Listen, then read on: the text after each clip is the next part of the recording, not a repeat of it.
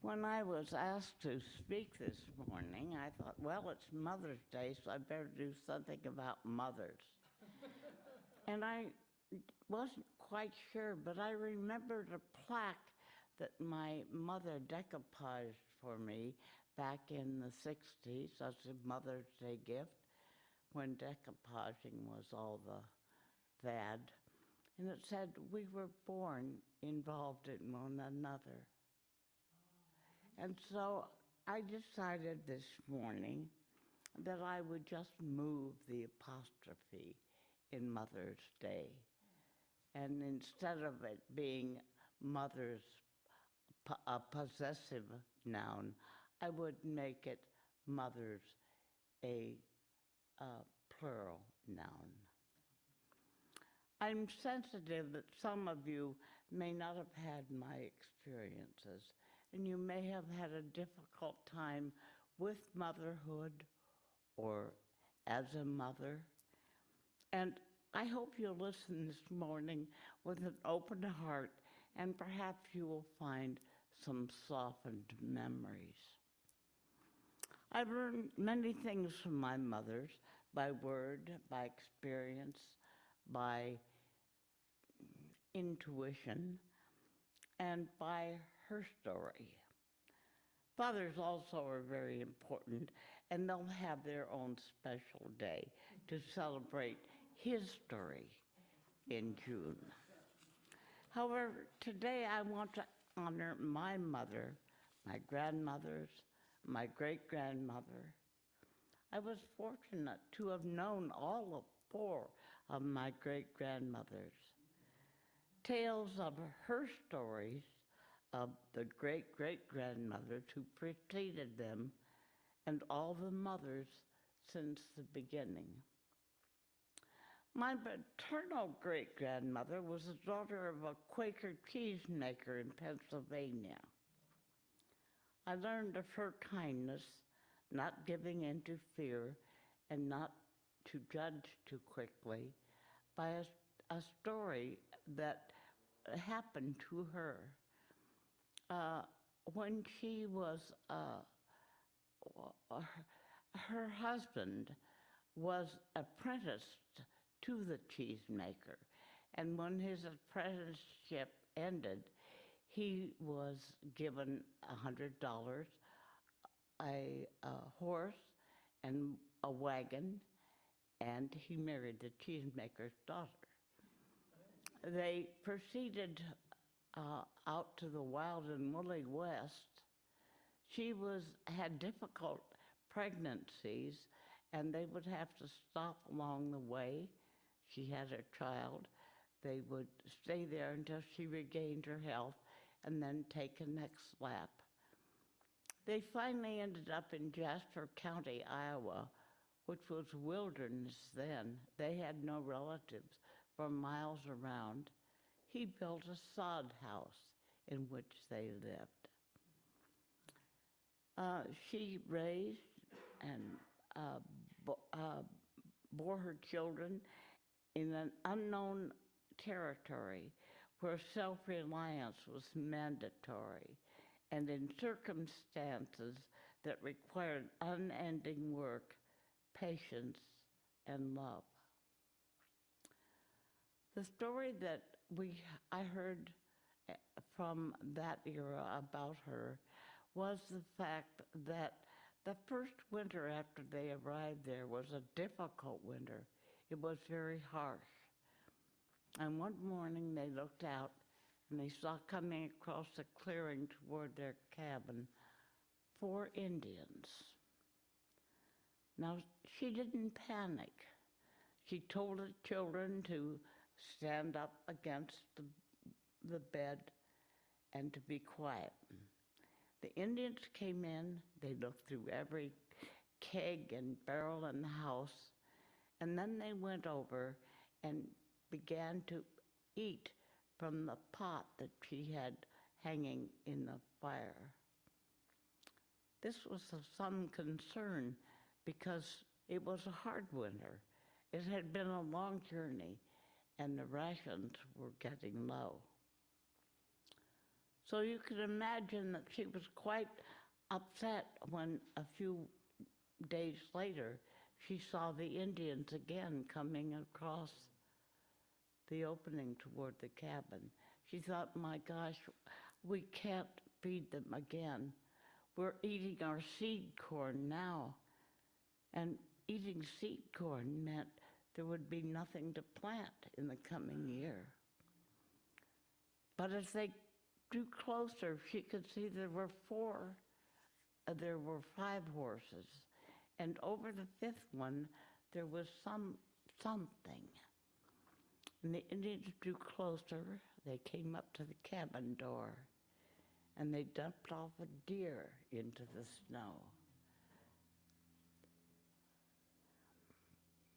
2 generations later, her progeny bore 13 children, all of whom were educated in professions: medicine, land management, pharmacy, teaching. And it was apparent from this, her story, that education was of high value. One of her daughters bore a son and 5 daughters. One, the author of a cookbook, who for years taught culinary skills on radio station KMA, Clarinda, Iowa. One was the owner of Tone Spice Company. One, a potter. One, the co-founder of the 4-H Clubs of America. And a rebellious heart, if you catch the echoes, who defiantly rode astride in days when ladies rode a side saddle. And my grandmother, Martha, who you would mistakenly see as a somewhat mousy, drab, unassuming woman, who made the cake, pie, soup, and sandwiches for the lunch counter in my grandfather's drugstore, who consistently won prizes at the Iowa State Fair for her pies, jams, and jellies, who was one of the earliest poet laureate for the state of Iowa, who made the costume for my first dance recital, a pirate with an eye patch. No. The lessons I learned from her. My maternal great-grandmother was a daughter of a farmer, and I don't recall hearing much about her, but her daughter, my great-grandmother, Mary Ida, had a very interesting her story.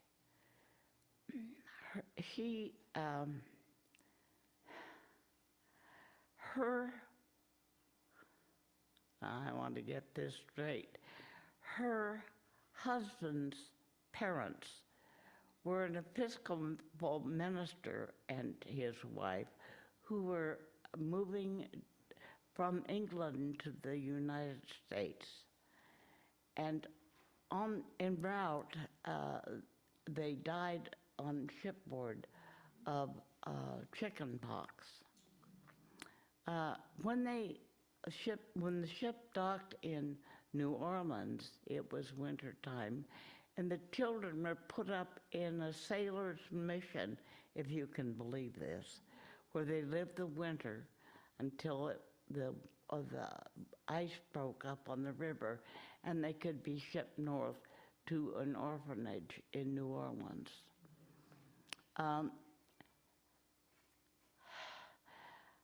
Dr. Arthur Merritt, my great-great-grandfather, was a physician, and he went to St. Louis every year to a medical convention, and there they did pro bono work in the orphanage and in the old folks' homes.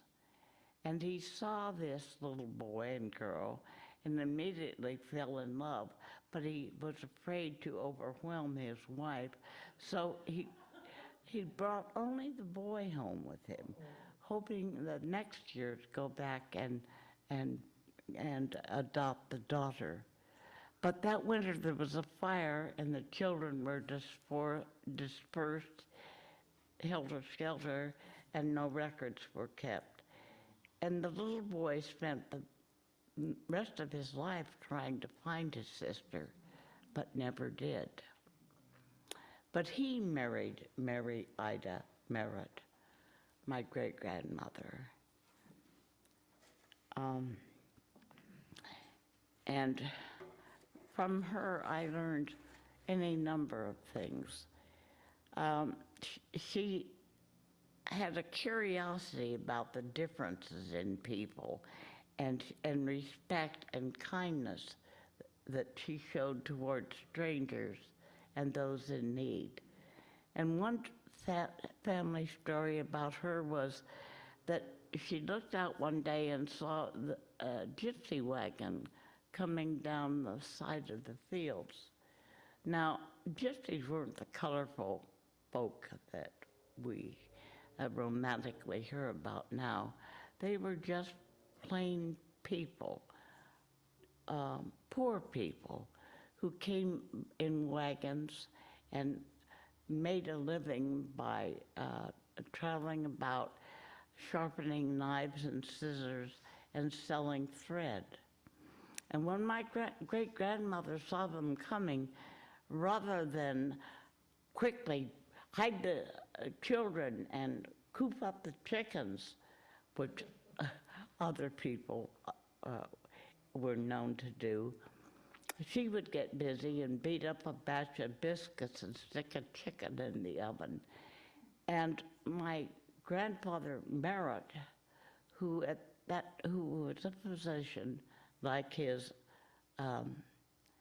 he was adopted, but he was trained to be a physician like his adopted father.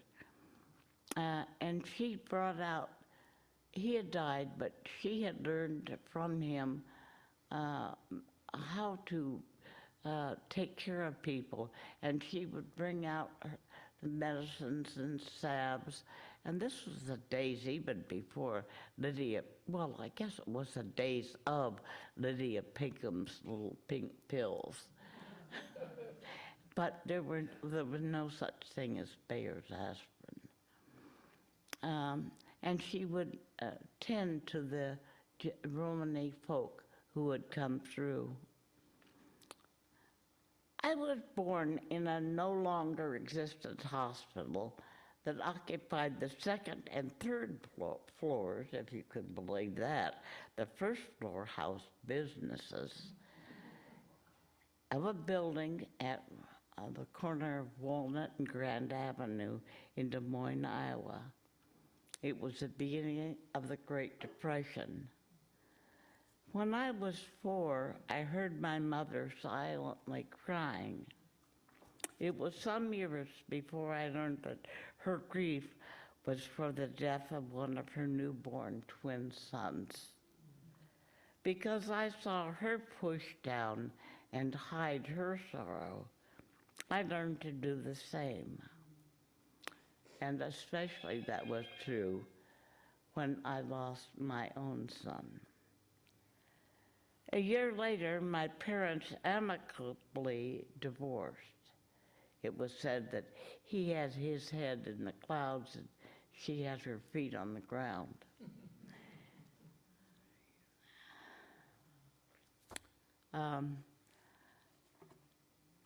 I say amicably because many years later, when both of my parents had remarried and I had the wonderful experience of 2 mothers and 2 fathers, I learned that people could agree to disagree. My mother went to work. I entered a Catholic boarding school, and together Mother and I took the train all 37 miles to Knoxville, Iowa, population then about 4,000, each weekend, where we lived and where I lived on the summers with my grandparents my grandmother became very special to me in those days. It becomes blurred about what I learned from my grandmother and what from my mother, but I am convinced that I had the most loving mother in the world. Certainly, she wasn't a saint, but she was on the way, having already performed a miracle by raising me. I was by no means an easy child. Let me give you an example. I didn't like to stay at home. So my mother tied a clothesline rope through the suspenders of my little toddlers, and she tied that loosely to the clothesline with enough, like a dog leash, with enough room for me to reach the sandbox and the back door.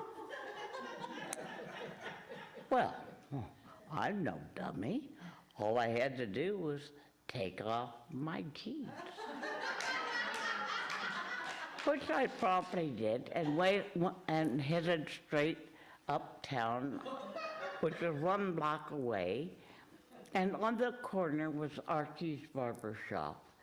And Archie looked out in horror at this miniature Lady Godiva coming by, pushed the customer out of the barber's chair, took the barber's towel, brought it out, wrapped me up, brought me in, sat me in the chair, rang up the telephone, spoke to Iona Bassett, who was a telephone operator, and said, Mrs. Evans, you better get up here right away. I don't remember what happened to me. But I have to tell you, I don't ever remember being spanked.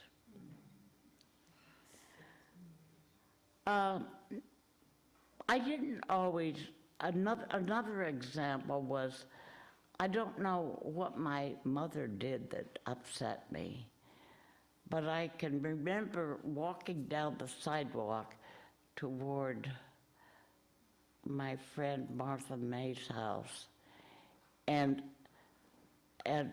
reciting, "Step on a crack and break your mother's back," and stamping just as hard as I could. And I learned that my mother was invincible because I never was successful in damaging her one bit.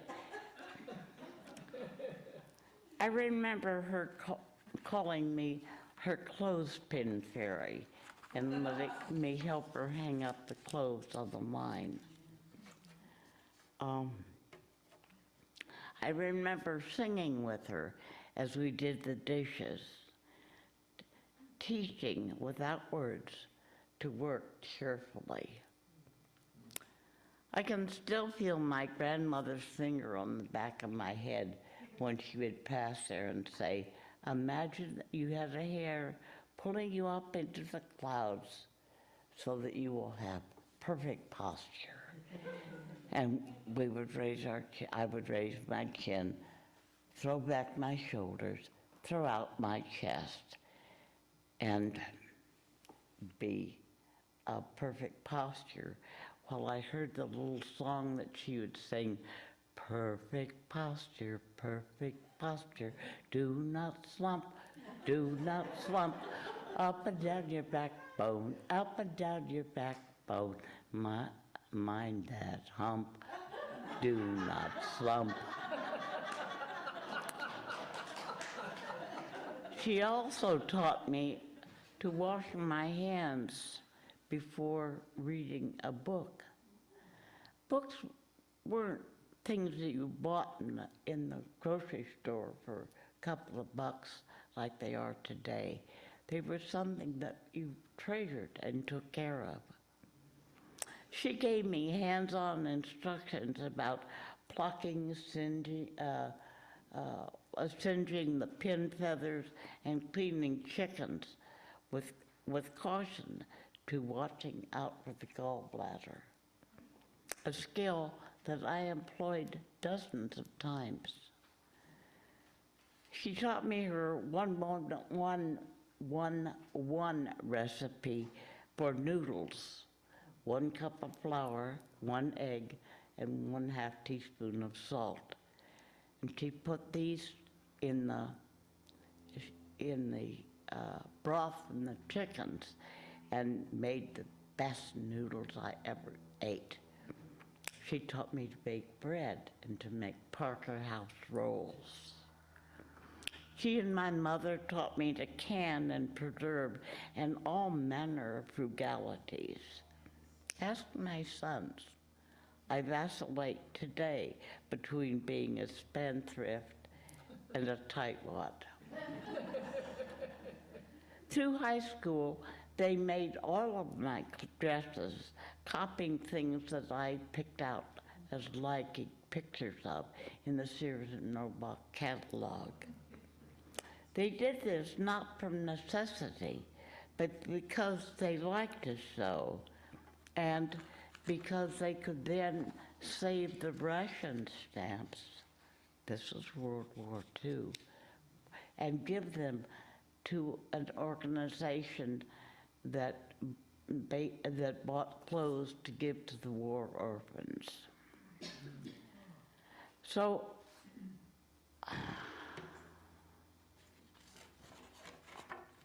I didn't. I found page 7. Learned to sew, but I did become a whiz at sewing on buttons with 2 holes, 4 holes, or loops. I darning, socks. We didn't just buy a pair because a hole got in them. I learned to iron, starting with handkerchiefs and tea towels, going on to undershorts, because there was no polyester in those days, and my grandfather was the only male who was left at home to ride herd over this tribe of women. And I had more than ample lessons in canning from the abundancy of our large garden, making jam and cooking. Friends were always welcome at our house. My grandmother and my mother knew how to stretch a meal and set another seat at the table. And as an aside, there was always an empty seat at our table, an empty place setting on Sundays and on holidays. That was for those who we loved, who could not be there. There was little or nothing for kids to do in our small town, and our house became the gathering place for my crowd, although it was a funeral home, and we lived in the upstairs. We gathered around the piano and sang. We sang songs probably mostly now forgotten, like Old Black Joe, and My Darling Nellie Gray, and The White Cliffs of Dover, and Polly Wolly Doodle, which Bad Cat Ruth sang the other night. And we played charades and table games and ate homemade fudge and popcorn that my mother made. The greatest lesson taught by my mother was love. It started with a love song, and it ended with one.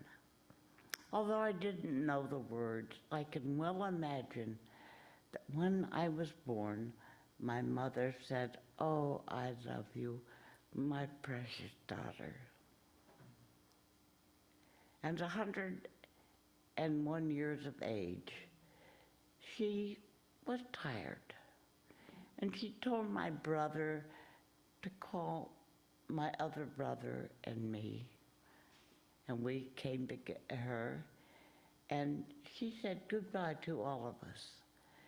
And when she pulled me down and put her arm around my neck and gave me a kiss, I'm gonna bawl.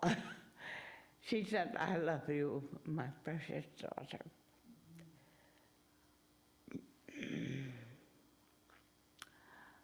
I'm a mother, far from a perfect mother, just ask my boys.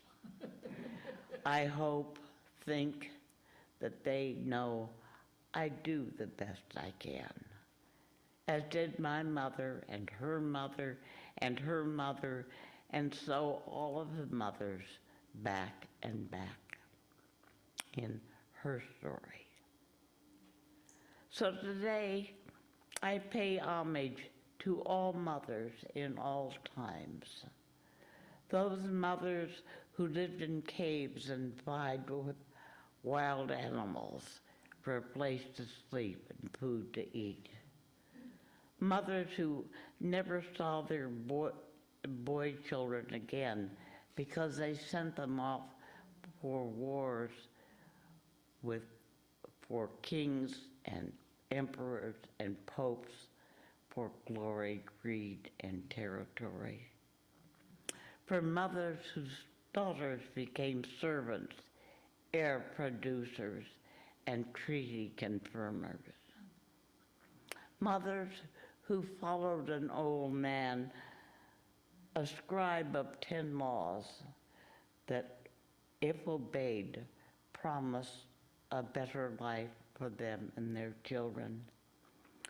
Mothers who people accompanied.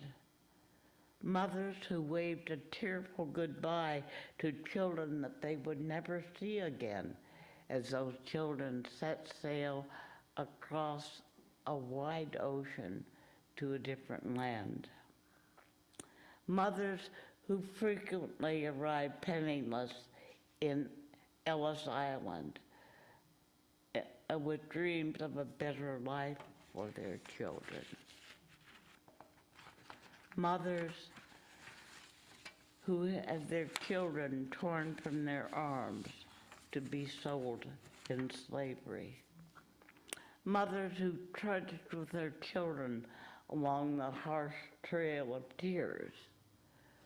Mothers who saw their children's childhood stolen by long hours of child labor in factories and their souls brutalized by working in slaughterhouses. Mothers all over the world who tried and are still trying to shield their children from the horrors of wars. Mothers who quite literally take the food from their own mouth to feed their big-eyed, shriveled-limb children and save them one day from starvation. Mothers with unknown faces and names, some of them who live right here in Ann Arbor, who are doing the best they can. I truly, unshakably believe that all mothers everywhere, in all times, given her story, their circumstances, their resources, their knowledge, often with bruised, calloused hands or hearts, do the best they can. And so today I pay homage to all mothers on Mother's Day without the apostrophe. And so it is.